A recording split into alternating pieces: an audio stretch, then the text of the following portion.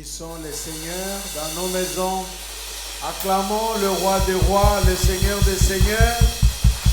Nous disons merci à nos amis de la chorale qui prennent place. Merci pour ce moment, ce chant qui nous a accueillis et qui nous a préparés à écouter la parole de Dieu. Et alors que nos amis de la chorale prennent place dans vos maisons respectives où vous vous êtes joints pour suivre ces cultes, vous pouvez aussi vous asseoir. Et nous qui vous partageons ce moment de culte en ce dimanche 17 octobre 2021, nous sommes l'église francophone de Pékin, le BICF French, de la communauté chrétienne francophone de Chine, la CCF Chine. Depuis Pékin, nous vous saluons. Nous avons nos cultes chaque dimanche de 10h30 jusqu'à 12h30 au plus tard. Et donc, Pékin, c'est Beijing en Chine. Et la CCF Chine, disais-je, la communauté chrétienne francophone de Chine, a deux églises locales basées en Chine, l'église francophone de Pékin, l'église mère, qui vous offre ces cultes, et l'église francophone pour Christ à Wuhan, notre église fille. Vous connaissez Wuhan, c'est le lieu, la ville de la Chine, d'où a commencé le coronavirus qui nous a placés en confinement et qui a envahi et perturbé le monde jusqu'à ces jours. Mais notre Dieu n'est jamais perturbé. Donc, soyez bénis, vous qui vous êtes joints à nous pour suivre ces cultes. Et donc, en ces cultes, nous continuons avec notre série Transformation en profondeur. Et cette série Transformation en profondeur, nous l'avons abordée sous diverses dimensions. Et aujourd'hui, nous entamons la dernière partie ou la dernière dimension avant d'entrer dans l'autre série de transformations en profondeur que nous avons intitulée Transformer pour transformer. Nous l'avons déjà intitulée avant de la commencer. Et ça sera avec ça que nous terminerons l'année et entrerons dans l'année 2022. Vous voyez, l'année 2021 touche déjà à sa fin. Et donc, aujourd'hui, nous commençons la sous-série ou le thème « La dimension réflexive de la transformation en profondeur ». La dimension réflexive de la transformation en profondeur. Et cette formulation, la dimension réflexive de la transformation en profondeur, nous pouvons l'intituler simplement « Dieu et moi ». Voilà, la dimension réflexive de la transformation en profondeur, nous pouvons autrement l'intituler, la formuler « Dieu et moi ». Et dans Dieu et moi, ou la dimension réflexive de transformation en profondeur, aujourd'hui le titre est Homme, femme, qui suis-je? Voilà le titre. Homme, femme, qui suis-je? Donc ça signifie, si je suis un homme, qui suis-je? Et si je suis une femme, qui suis-je? Ça c'est le titre 1. Homme, femme, qui suis-je? Et ce que je suis, ou la personne que je suis, doit être compris du point de vue socio-culturel, philosophique, psychologique, biologique. Et donc, ici, nous avons des considérations. Et notre série ou thème Transformation en profondeur qui est basée sur le texte de 2 Corinthiens chapitre 3. Versets 16 à 18. Cette série nous a conduit à parler et à exploiter tour à tour divers aspects, sous-thèmes ou sous-séries avec différents titres de prédication depuis fin juillet. Au fait, depuis bien longtemps, nous avons commencé cette série en cette année de l'évangélisation et le discipolat. Et en parlant de transformation en profondeur, selon 2 Corinthiens 3, 16 à 18, qui est le texte de base, nous avons eu à exploiter les dimensions horizontales de la transformation en profondeur, la dimension verticale de la transformation en profondeur et maintenant la dimension réflexive. Et dimension verticale évoquait la relation d'une personne avec Dieu. Comment est-ce que le salut que Dieu nous offre en Jésus-Christ nous engage notre personne, notre vie dans une transformation en profondeur d'avec Dieu d'abord. Et nous appelons cela dimension verticale de la transformation en profondeur. Et nous avons en plus de la dimension verticale, la dimension horizontale. La dimension horizontale qui avait deux axes principaux. L'axe de dimension horizontale spatiale, c'est-à-dire l'impact ou la portée du salut en Jésus-Christ comme transformation en profondeur de la personne humaine, de l'être humain dans sa relation avec le monde, l'habitat, le cosmos, là où il est. Et nous avons la dimension horizontale interpersonnelle. Et dans la dimension horizontale interpersonnelle, nous avons abordé la dimension horizontale interpersonnelle concernant les relations fraternelles en Christ. Parce que interpersonnel évoque relation entre les êtres humains. Mais nous ne parlons pas de relation entre moi, enfant de Dieu, et tous les êtres humains. Nous parlons particulièrement de relations entre le chrétien que je suis, moi, enfant de Dieu, et mes frères et sœurs en Christ. C'est pourquoi nous avons parlé de relations fraternelles ou relations interpersonnelles. Donc il s'agit de la dimension horizontale de la transformation en profondeur ou bien des relations interpersonnelles, c'est-à-dire les relations fraternelles, les relations qui concernent l'enfant de Dieu et les autres enfants de Dieu. Voilà. Et donc, voir comment est-ce que le salut en Jésus-Christ impacte tous ces aspects, touche tous ces aspects. Et ici, en parlant de la dimension réflexive, autrement dit, Dieu et moi, à partir de cette sous-série, ce thème, nous allons voir comment est-ce que le salut que Dieu nous offre en Jésus-Christ est une transformation de mon être, de ma personne. Moi qui suis homme ou moi qui suis femme. Comment est-ce que le salut en Jésus-Christ me transforme la personne humaine qui est un homme ou la personne humaine qui est une femme. C'est-à-dire l'impact ou la portée du salut que Dieu offre en Jésus-Christ sur la personne humaine. Cette personne humaine est soit un homme, soit une femme. C'est pourquoi nous avons dit homme, femme, qui suis-je? Donc, chez vous à la maison, essayez un peu de rejoindre, vous savez, rejoignez un peu les philosophes. Des gens qui disent « qui suis-je » Et vous connaissez des adages philosophiques comme, par exemple, « connais-toi toi-même ». Voilà. Et je ne voudrais pas vous emballer dans tout ça, mais c'est important que nous puissions savoir l'homme en question qui est la femme. C'est qui? Quand je dis « moi, homme », qui suis-je? Effectivement, c'est une question. Et moi, femme, qui suis-je?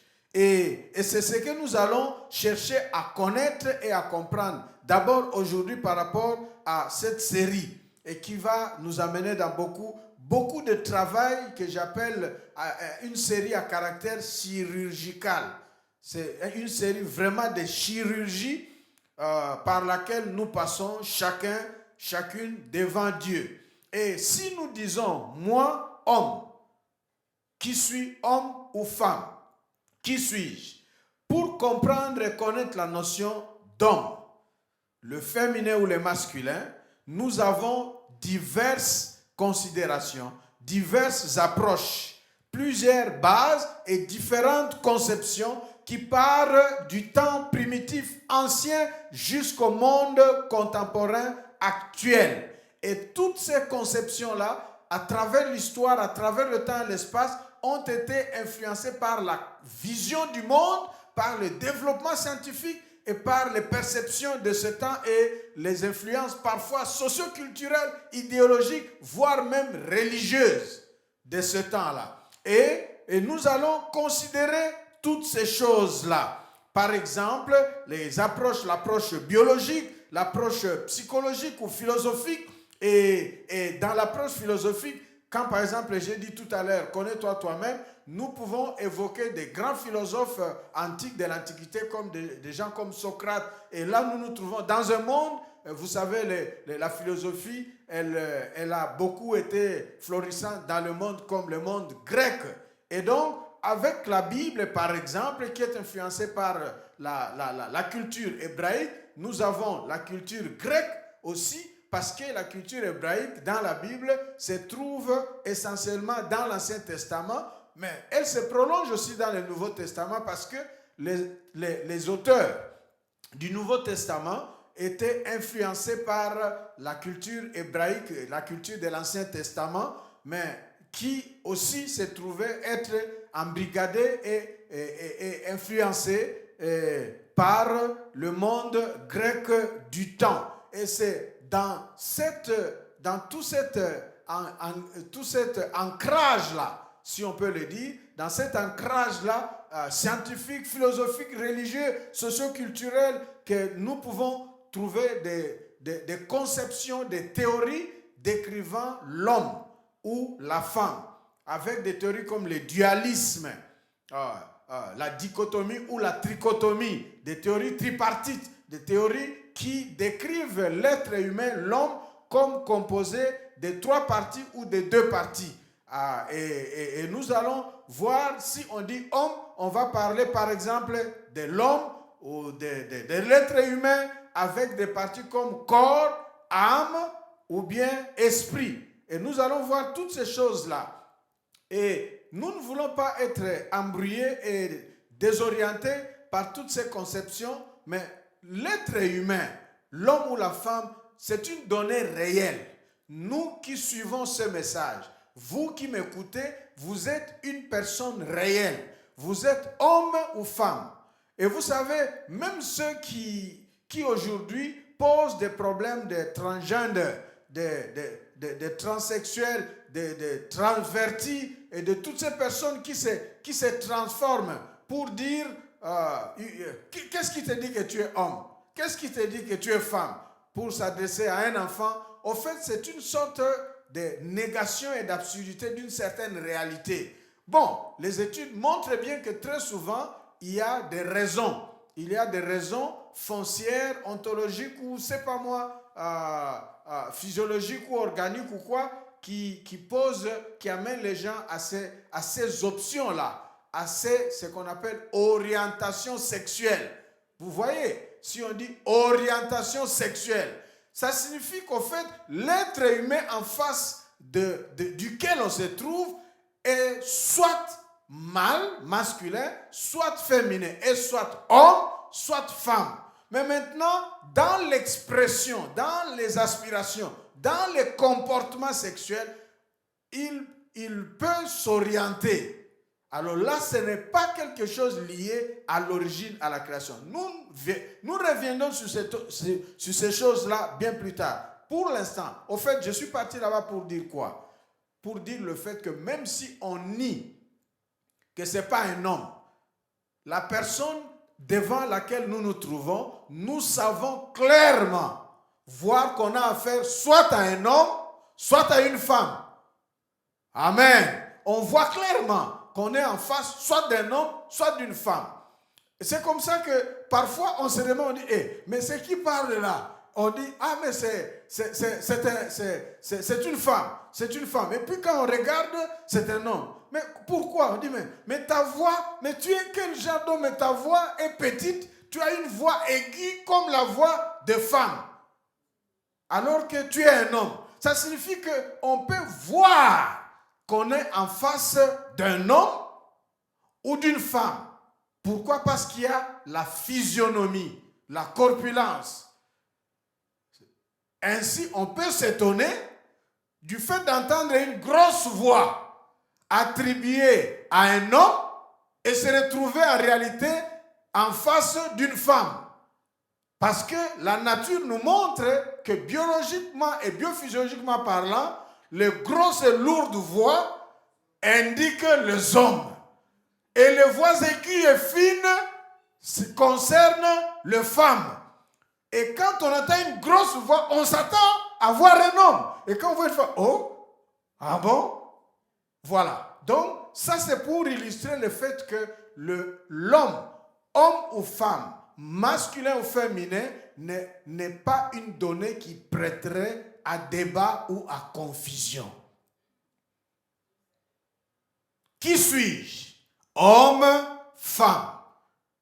Alors, de ces informations-là que j'ai ramassées en vrac, sur lesquelles nous reviendrons pour épuiser les informations et les données intéressantes, utiles à la transformation en profondeur. Que dit la Bible de l'homme ou de la femme? Autrement dit, qui suis-je selon la Bible, la parole de Dieu? Homme, femme, qui suis-je? Répétez avec moi encore. Homme, femme, qui suis-je? Maintenant, selon la parole de Dieu, la Bible, qui suis-je? Et si nous disons selon la parole de Dieu, la Bible, ça nous amène logiquement dans l'Ancien Testament et dans le Nouveau Testament. Et donc, dans l'Ancien Testament, nous voyons que déjà à la création, les débuts de la Bible, l'Ancien Testament en Genèse, on nous présente, si vous allez les 9 premiers chapitres de Genèse 1 jusqu'à 9, vous trouvez qu'on parle de créatures.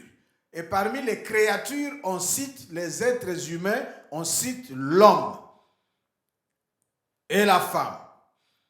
Et l'Ancien Testament, disais-je, est marqué, caractérisé, du point de vue de la conception de l'être humain, par ce qu'on appelle la culture hébraïque, la culture des Hébreux.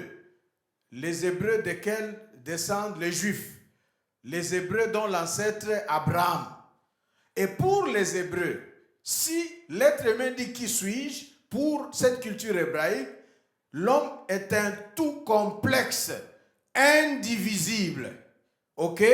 C'est un tout complexe, indivisible, qui est une créature en l'image de Dieu. Pourquoi un tout indivisible? Parce que si on dit corps, âme ou esprit, ça fait penser à des parties. Et donc, ça peut donner tendance à diviser l'être humain ou l'homme en le corps ou en l'âme. Alors que chez les Hébreux, même si on peut distinguer le corps, l'enveloppe physique qui nous représente, et l'âme, la partie immatérielle, spirituelle, non visible, c'est indivisible, c'est inséparable.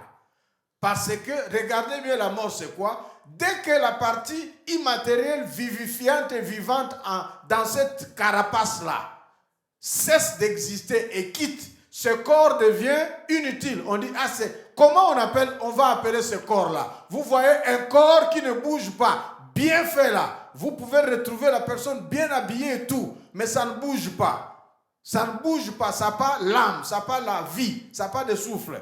Comment on appelle ça en français, au fait? Cadavre! Cadavre! Donc, on ne va pas dire être humain immobile. Non, on va dire cadavre. Ça donne un nom. Ça signifie que l'être humain, l'homme, la femme, est homme ou femme parce qu'on est en vie. Et en vie signifie tout ce qu'on voit, l'enveloppe physique et ce qu'on ne voit pas. Du coup, dans la Bible, nous avons des concepts qui nous aident à comprendre. Nous avons le mot Adam. Adam, vous connaissez l'histoire d'Adam. Si on vous dit Adam, vous pensez à qui? À Ève, Adam et Ève. Donc, dans l'Ancien Testament, on évoque le concept Adam en hébreu, qui signifie homme, et Adama, qui, au fait, se traduit par humanité. comme pour dire sorti de la terre. Quelle terre? La terre rouge. Voilà. Donc, ce qui est le produit de la terre, une terre rouge. Et les Hébreux vont désigner la créature de Dieu, la suprême créature de Dieu qui est l'homme, Adam. Et de cet Adam sortent tous les Adams qui sont Adama, qui constituent Adama, c'est-à-dire l'humanité. Comme pour dire, tout ce qui est sorti d'Adam vient de la terre, cette terre rouge que Dieu a façonnée. Maintenant, dans l'Ancien Testament, dans la culture hébraïque, si maintenant on veut distinguer, ici Adam, ce n'est pas féminin, masculin. Bien sûr, Ève, c'est tiré, ok, tiré d'Adam. Vous voyez? Donc, excusez-moi, j'ai ri pourquoi? Parce que je suis en train de glisser vers des débats. Si Dieu a créé, si Dieu a créé Adam, tiré de la terre rouge, et Ève est tirée d'Adam. En fait, Ève est tirée d'Adam. C'est-à-dire, le mot Ève n'a rien à voir avec la terre rouge. Même si Dieu avait déjà formé la femme Ève. Mais la théologie hébraïque montre que l'idée dans l'esprit de Dieu pour créer la femme provient du besoin, de la carence qu'il découvre chez l'homme. Il n'est pas bon qu'il soit seul. Je lui ferai une aide semblable. Mais comment lui faire cette aide semblable? Dieu prend la même matière, c'est-à-dire de l'homme. D'abord, il tire la côte. C'est pourquoi Ève ne prend pas le nom d'Adam. Il est Ève, une autre matière, c'est-à-dire qui sort d'Adam. Et vous verrez dans la théologie du Nouveau Testament, Paul va dire, par exemple, que ce n'est pas la femme qui a été créée en premier, mais c'est l'homme. C'est-à-dire, celui qui est celui qui est tiré, qui a été travaillé, qui est Adam, qui fait l'humanité, c'est au fait, ce n'est pas Ève, mais c'est Adam, l'homme. Qu'est-ce que cela signifie? Écoutez-moi très bien. Ne vous égarez pas dans vos maisons dans un débat où le pasteur vous aurait placé des supériorités et des débats qui ne termineront jamais entre les hommes et les femmes. Non. Ça veut dire simplement ceci. Cela veut dire simplement que, au fait, Dieu n'a pas créé deux êtres humains. Il a créé un seul homme, être humain, en mâle et en femelle. Voilà la théologie. Un seul être humain, mâle et femelle. Et c'est ce que vous trouvez en Genèse. C'est pourquoi la Bible, on donne le nom d'Adam à cet homme que Dieu a créé, tiré de la terre, et cet homme-là donne le nom à l'autre, qui est comme lui-même, la femme, par le poème, tiré de ma chair, os de mes os, chair de ma chair, on l'appellera femme, c'est-à-dire Ève. Alors, la culture hébraïque, pour nous départager dans les débats actuels, nous autres, a deux mots concrets. Deux concepts concrets. Suivez très bien maintenant, s'il vous plaît. En hébreu, dans l'Ancien Testament, il y a deux concepts spécifiques concrets qui désignent séparément le masculin et le féminin, c'est-à-dire l'homme comme masculin et l'autre homme comme féminin. Vous voyez, je ne tombe pas dans la tentation de dire l'homme comme féminin et la femme. Parce que la femme, c'est déjà féminin dans notre entendement. Alors, dans la culture hébraïque, quand on dit homme, quand on dit Adam, ça ne précise pas. C'est au fait Adam, lui, qui vient spécifier l'autre, lui-même, qui est Ève.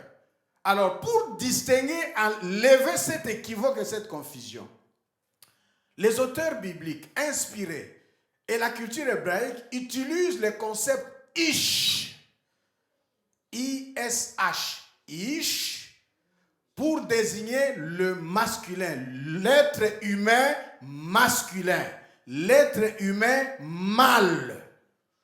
Et puis Isha, translittération I-S-H-A-H, Isha, pour désigner l'être humain féminin. Fin de débat. Voilà, fin de débat. Et donc, de cette notion-là, de l'Ancien Testament, dans le Nouveau Testament, il y a la culture grecque. L'Ancien Testament influencé par la culture hébraïque. Le Nouveau, par la culture grecque, va utiliser le mot anthropos. En grec, anthropos, pour désigner l'être humain, mâle ou femelle, sans préciser. Et en grec, on aura donc, si on veut parler de la femme, de l'homme masculin, on va dire aner, qui vous donne le nom André. Vous voyez, quand vous entendez André, aujourd'hui il y a des gens qui nomment leur fille André. André. Normalement, André, c'est automatiquement masculin, c'est pour les garçons. Mais c'est la franchisation qui fait que bon, on met Andrea, ainsi de suite. Donc, du grec, André, ça signifie le masculin. Parce que le féminin du grec, c'est gounon. Vous avez la gynécologie. Gounon. Gounet. Gounon. Ça, c'est la femme qui vous donne la science, la gynécologie. Ça, c'est le féminin. Alors, donc, vous voyez, quels que soient les Grecs ou l'Ancien Testament, l'homme, le mâle ou la femelle, constitue un tout complexe, indivisible, créature en l'image de Dieu. Et ça fait une unité, une unité psychosomatique. C'est-à-dire, la personne, que chacun se touche un peu, ne touchez personne d'autre, touchez vous-même, touchez la tête, sentez-vous. Hein? Quand vous vous touchez là, la personne, le corps là que vous touchez, ça c'est le soma, le physique, l'enveloppe. Mais vous n'êtes pas seulement le soma, le physique, vous êtes aussi autre chose qu'on ne peut pas voir. Et c'est pourquoi on dit l'être humain est une unité composite psychosomatique. Psychosomatique, c'est-à-dire il y a l'aspect psychique et l'aspect somatique, l'aspect psychique qui se rapporterait à l'âme, à l'esprit, à l'immatériel, à l'invisible, au non palpable, non touchable, et l'aspect somatique qui se rapporte au physique, au touchable. Bref, pour ne pas tomber dans les conflits des termes, l'homme, qui suis-je? La femme, qui suis-je? Je suis l'individu, être vivant. La Bible utilise cette expression pour désigner l'homme ou la femme. Être vivant, qui constitue ce que nous appelons l'humanité. Être vivant, ou la personne entière. Et le problème de la Bible, bien-aimé dans le Seigneur, qu'il s'agisse du Nouveau Testament, influencé par la culture platonicienne, la culture grecque, ok? Même si on découvre des parties, et je vais vous dire ici, dans la Bible, avec l'Ancien Testament et le Nouveau Testament, parce qu'aujourd'hui on fait ces bases-là qui nous introduisent, nous reviendrons sur ces choses-là. Et là j'ai dit, on introduit, on va lire quelques passages pour avoir préparé nos cœurs à la transformation en profondeur de moi et moi-même. Mais je dois comprendre de moi là, qui suis-je? C'est pourquoi nous avons dit, homme, femme, qui suis-je? Nous voulons terminer. Mais disons encore ensemble, là où vous êtes, criez et demandez-vous avec moi, homme, femme, qui suis-je? Mais je pense que c'est plus intéressant que les hommes disent, homme, qui suis-je? Et les femmes disent, femme, qui suis-je? Allons-y, homme, qui suis-je? Voilà. Donc, nous nous demandons cela. Et je voulais ici dire que les informations que nous avons dans la Bible, l'Ancien Testament comme le Nouveau Testament, avec les différents backgrounds qui alimentent ces conceptions, ces approches, sont au fait dues par non pas la curiosité ou la recherche de la satisfaction scientifique. Écoutez-moi très bien, les informations bibliques dans le Nouveau Testament, comme dans l'Ancien Testament, ou vice-versa, au sujet de l'homme, du nom Adam, ou Ève, ou Ish, ou Isha. Ça me rappelle lorsque on était amoureux, moi et ma femme fiancée, tout au début, je l'appelais Isha. Isha. Parce que j'étais étudiant, j'étais en dernière année de master en théologie, et donc c'était une façon de m'amuser avec ma théologie, et je l'initiais un peu, et je lui expliquais en hébreu, l'homme c'est Ish, et la femme c'est Isha. Bon, curieusement, elle ne m'appelait pas Ish, donc c'est moi qui l'appelais Isha. Bon, ça se comprend parce que elle n'avait pas fait la théologie à ce moment-là. Elle le fera bien plus tard. Alors, revenons un peu ici. Donc, vous voyez les maris, ceux qui sont mariés, vous pouvez commencer à appeler votre femme Isha. Hein? Et puis, elle vous appelle Ish si vous voulez. Mais bon. Revenons donc, je disais que ces informations que nous recevons dans la Bible au sujet de l'être humain que nous sommes, de l'être vivant, de la personne humaine, ne visent pas la satisfaction d'une curiosité philosophique ou scientifique comme en notre temps maintenant. Ce sont des informations qui proviennent et qui ont un souci ultime, c'est la personne humaine dans sa relation d'avec Dieu. Comme créature en l'image de Dieu. Comment se passe l'état de relation entre Adam et Dieu, entre Ève et Dieu, entre Ish et Dieu, entre Isha et son Jéhovah, entre les êtres humains et Dieu? Le souci, c'est la relation de l'être, de l'individu d'avec Dieu. Et de ces soucis-là, la Bible nous donne un esquisse ou un essai d'anthropologie que nous pouvons appeler anthropologie biblique, où l'être vivant, ou l'être humain, ou la personne humaine, ou l'individu, homme ou femme, est décrit comme ceci. On a l'âme et le corps. Et parfois, c'est l'âme qui est aussi désigné par l'esprit et le corps. Ou bien on a corps et esprit. Ou encore corps et cœur. Le cœur.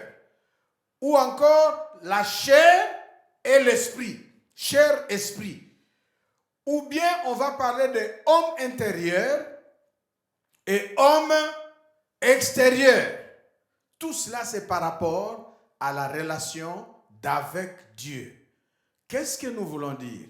Quand vous lisez la Bible, vous trouvez le mot âme en français, ou bien esprit, ou bien cœur, ou bien chair, ou bien homme intérieur, ou homme extérieur. Cela se rapporte à la même réalité de la personne humaine. Le souci, le motif n'est pas philosophique, n'est pas scientifique, n'est pas idéologique. Le motif est plutôt, je pense, on peut dire religieux, c'est-à-dire spirituel, c'est-à-dire la relation de cette personne d'avec Dieu. C'est pourquoi, fort de ces informations, nourries par la Bible, pendant cette série, homme-femme, qui suis-je? Nous allons comprendre ce que nous sommes dans plus de détails si on parle de l'âme, l'esprit, les cœurs, le corps, la chair, l'homme intérieur, l'homme extérieur, toutes ces choses-là, nous allons voir quel est le besoin de transformation qu'un être vivant, en termes de corps, en termes d'esprit, ou en termes d'âme, ou en termes d'homme extérieur qu'on voit, ou d'homme intérieur qu'on ne voit pas. Quel est son besoin? Et nous revenons pour dire que ces besoins-là renvoient la personne humaine, renvoient tout individu au besoin fondamental qui se rapporte à quoi? À sa relation d'avec Dieu, son créateur. Pourquoi? Parce que nous sommes, mâle ou femelle, créatures en l'image de Dieu. Dans quel état suis-je? Moi, homme ou femme, créé en l'image de Dieu. Quelle est ma relation et mon état vis-à-vis de mon créateur? Et par rapport à cette question, quel est alors mon besoin de transformation? C'est ce que nous allons exploiter et voir la fois prochaine. Mais pour le moment, méditons quelques passages bibliques en rapport avec tout ce que nous venons d'apprendre. Et de ces passages, nous allons prier parce que ces passages vont en quelque sorte relever de manière survolée notre besoin. Genèse, je lis Genèse chapitre 9. Genèse chapitre 9, versets 5 à 6. Je vais lire Genèse chapitre 9, versets 5 à 6. Je lis ce texte pour vous ici, selon la Bible en français courant. Votre sang aussi, qui est votre vie, j'en demanderai compte. J'en demanderai compte à tout animal qui aura tué un être humain, comme à tout être humain qui aura tué son semblable.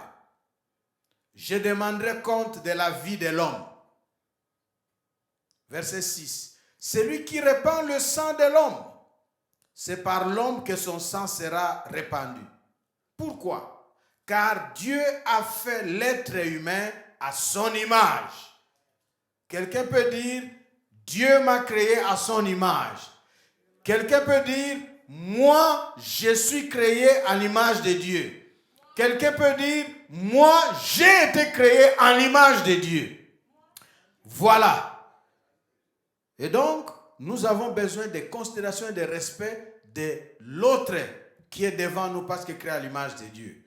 Deuxième passage, Deutéronome, je vais lire pour vous. Deutéronome chapitre 6. Le verset 5, ça donne le commandement. Nous avons beaucoup parlé de ces textes-là pendant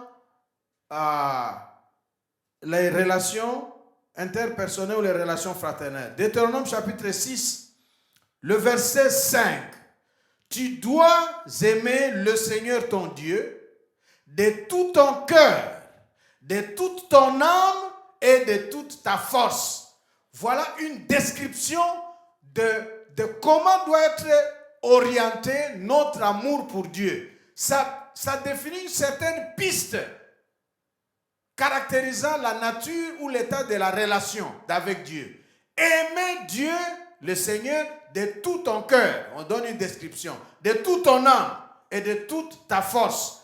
Donc vous voyez là, si vous exploitez ce verset comme traduit, vous voyez une seule personne. Cœur, âme et la force. Et donc, ça montre au fait l'être humain. Et je peux vous amener ailleurs dans le passage, par exemple, ça nous donne l'idée à la fois des parties de l'être humain, comme nous l'avons dit, mais aussi des besoins en rapport avec la description de cet être humain. Matthieu, chapitre 10, verset 28. Avec moi, découvrez. Matthieu, chapitre 10, verset 28. Matthieu, chapitre 10, verset 28. Je lis ça pour vous, toujours dans la traduction de la Bible en français courant. Ne craignez pas ceux qui tuent le corps, mais qui ne peuvent pas tuer l'âme. Craignez plutôt Dieu qui peut faire périr à la fois le corps et l'âme dans l'enfer. Un texte intéressant qui montre déjà que homme ou femme sur cette terre, puisque créé à l'image de Dieu, notre finalité de la vie ne s'arrête pas sur cette terre. Parce que sur cette terre, les gens peuvent nous tuer, nous éliminer. C'est le corps qu'ils ont tué. Mais celui qui a pouvoir de porter atteinte est sur le corps et sur l'âme, c'est Dieu. Vis-à-vis de qui nous devons être redevables. Et le texte parle de craindre. Crains ton Dieu. Parce que ton corps, ta beauté, ta féminité, ta masculinité, tout ce qui te fait, tu es redevable à Dieu ton Créateur qui peut prendre soin de ton corps aussi bien que de ton âme. C'est pourquoi, par exemple, Hébreux chapitre 4 va exprimer comment est-ce que Dieu prend soin de nous. Qu'est-ce qu'il fait? Je m'en vais vous lire ça dans le Nouveau Testament en utilisant cette traduction paraphrasée que j'aime de Alfred Cohen, qui est la traduction ou la version, autant pour moi, comme vous voulez, parole vivante. J'aime le dire, à ne pas confondre avec parole de vie. Parole vivante, Hébreux chapitre 4, verset 12. Je lis pour vous.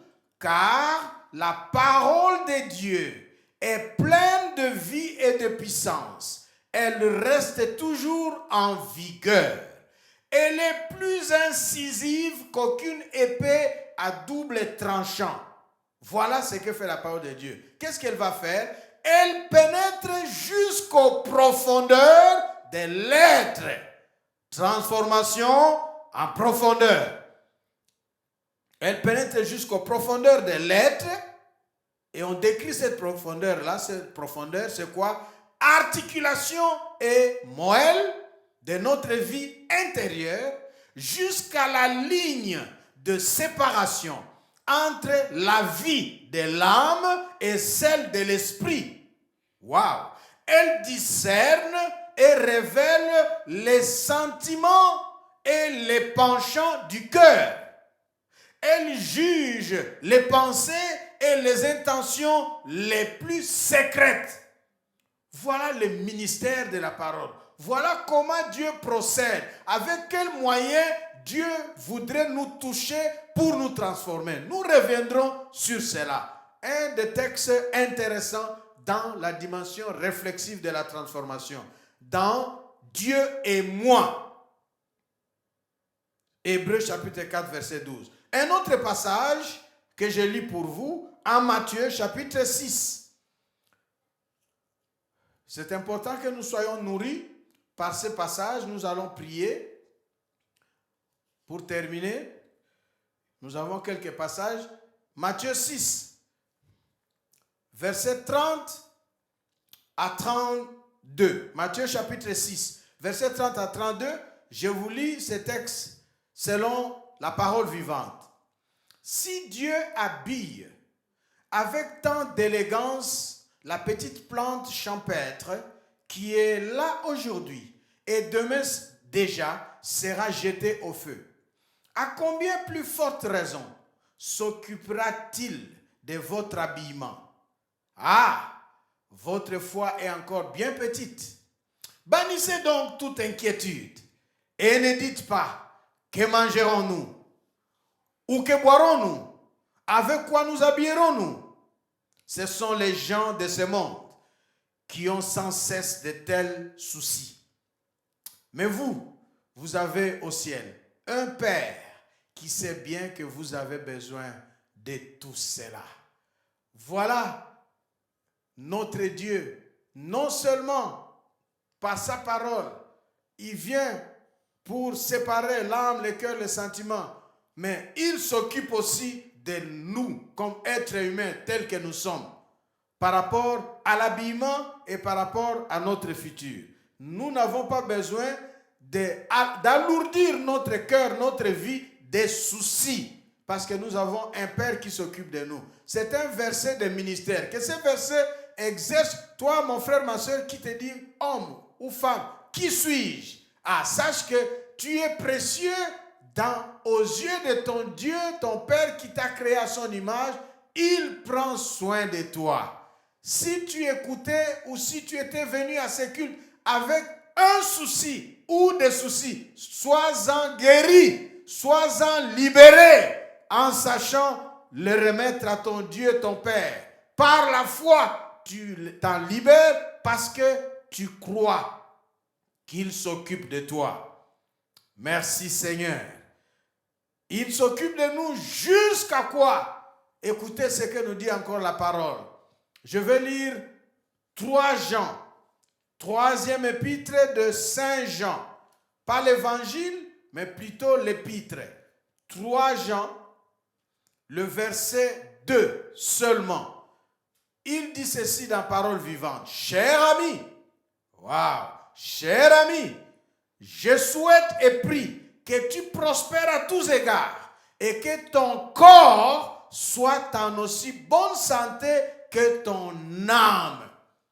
Donc Dieu voudrait, par ce passage, souhaiter à quelqu'un une bonne santé. Sois en bonne santé. Dites à votre voisin ou votre voisine ou à vos parents, là où vous êtes, si vous êtes avec quelqu'un, vous suivez ce message, dites, sois en bonne santé. Sois en bonne santé dans ton corps. Sois en bonne santé, mais sois aussi en bonne santé dans ton âme. Alléluia. Voilà Dieu et moi. Il me veut bonne santé dans mon corps et bonne santé dans mon âme. Nous allons apprendre cela. C'est pourquoi dans le psaume 103, vous connaissez le verset 2 et 3. Psaume 103, verset 2 et 3, il est dit, mon âme bénis l'Éternel et n'oublie aucun de ses bienfaits. Pourquoi? C'est lui qui pardonne tous tes péchés et c'est lui qui te guérit. Parce que Dieu veut que tu sois en bonne santé dans ton corps et dans ton âme. S'il y a péché dans l'âme, il pardonne. Et s'il y a problème de santé physique, il guérit. Reçois le pardon, mais reçois aussi la guérison dans ton âme et dans ton corps pour être en bonne santé. C'est ce que le psaume 107, verset 20 va dire. Psaume 107, verset 20, Dieu va dire, au verset 6, ils ont crié vers moi. Verset 7, la réponse de Dieu, je leur ai envoyé ma parole et la parole les guérit. Que la parole de ce matin, avant même que tu ne saches dans les détails comment Dieu va s'occuper de toi pour te transformer en profondeur, que tu reçoives la parole et que cette parole te guérisse. Que ton âme soit guérie, que ton cœur soit guéri, que ta personne intérieure soit guérie, que ce qui est en toi spirituel, que tu ne maîtrises pas, ne saisis pas, que peut-être l'argent ou le travail ou la femme ou le mari ou le statut social ou la renommée ne peuvent pas satisfaire, ou les études, je ne sais pas, quelle nuit, ne peuvent pas rencontrer ces besoins. Que la parole que tu viens d'entendre te rappelle que tu es créature en l'image de Dieu. Ton Père, ton Créateur s'occupe de toi et il te veut que tu prospères et que tu sois en bonne santé. C'est pourquoi nous concluons et terminons ce message avec ce texte intéressant, doxologique de 1 Thessaloniciens 5. J'aime le verset 23 et 24. 1 Thessaloniciens 5. Que le Dieu de paix vous sanctifie tout entier, votre être tout entier, l'esprit, âme et le corps soient gardés irrépréhensibles jusqu'à l'avènement du Seigneur Jésus. C'est lui qui vous a appelé, c'est lui qui t'a appelé, c'est lui qui t'a créé. Il est fidèle, ton Dieu, il le fera. Amen. Oh, merci Seigneur. Nous allons nous lever et prier Dieu. Homme, femme, qui suis-je? Créature à l'image de Dieu. Que Dieu te mette à part. Que Dieu te donne de savoir que tu as été créé par lui, à son image, et qu'il s'occupe de toi. Et une des façons dont Dieu veut s'occuper de moi et de toi pendant ces moments qui suivent, à partir d'aujourd'hui et les dimanches qui suivront, c'est nous transformer. nous transformer comme la chorale a chanté de gloire en gloire. Nous transformer de gloire en gloire en son image. Que l'argent ne te transforme pas. Que le monde ne te transforme pas à l'image du monde. Une personne va vouloir te transformer à son image. Mais que Dieu, par sa parole, par son esprit, par le ministère qui agit, te transforme à son image. Levez vos mains et recevez la prière. Seigneur, merci pour ma soeur ou mon frère, dont tu libères des soucis et des ennuis de la vie. Merci, parce que le monde, parfois, nous montre combien inutiles nous sommes. Seigneur, parfois, nous souffrons à la suite des réalités auxquelles nous sommes confrontés. Et parfois, nous sommes avilis et nous oublions notre appel, notre vocation d'avoir été créés en ton image. Nous sommes des créatures supérieures, nobles. Et tu viens nous rappeler dans ta parole. Et nous voulons nous ouvrir à toi. Pour que, Seigneur, dans les cultes qui viendront, mais déjà aujourd'hui par cette parole, qu'une vie soit restaurée, qu'une âme soit guérie, qu'un esprit abattu, découragé soit relevé, qu'un souci puisse s'enfuir dans un cœur ou dans un esprit. Oh Seigneur, merci. Qu'une santé malade recouvre la guérison et qu'une personne malade soit guérie dans son corps pour être en bonne santé, dans le corps comme dans l'âme. Merci, toi qui prends soin de nous. Prends soin de nous dans notre intégralité. Cœur, âme, corps, que tout en ma soeur, tout en mon frère soit sanctifié par ta parole, par ta présence, par le ministère que tu as à faire en nous alors que nous nous sommes tenus devant toi. Maintenant, pendant ce culte, ou même lorsque nous aurons quitté après avoir terminé ce culte. Cher Saint-Esprit de Dieu, continue à nous faire du bien. Parce que créé à l'image du Dieu Tout-Puissant. Que le Seigneur continue de vous restaurer par sa parole et de vous donner et de vous élever dans une vision de créer et d'avoir été créé en l'image de Dieu. Qu'il vous bénisse dans vos maisons. Qu'il bénisse la suite de cette journée de dimanche 17 octobre. Que le Seigneur bénisse aussi vos offrandes et votre argent que vous allez donner en dîmes et en offrandes et en toutes sortes de dons pour son œuvre. Que le Seigneur bénisse la semaine qui se tient et s'ouvre devant vous et que vous y receviez à la suite de cette parole une bonne santé corporelle, physique, une bonne santé dans votre âme. Au nom de Jésus-Christ de Nazareth, le Fils de Dieu, nous avons prié et nous disons Amen. Amen, amen. Nous acclamons le Seigneur et nous pouvons donc, après avoir écouté la parole, homme, femme, qui suis-je? Nous avons écouté cette parole. En attendant la fois prochaine, chantons avec le Seigneur, chantons au Seigneur pendant que nos amis de la chorale arrivent et prennent place. Chantons et dansons à notre Dieu en même temps que nous apprêtons nos offrandes. Gloire au Seigneur. Amen.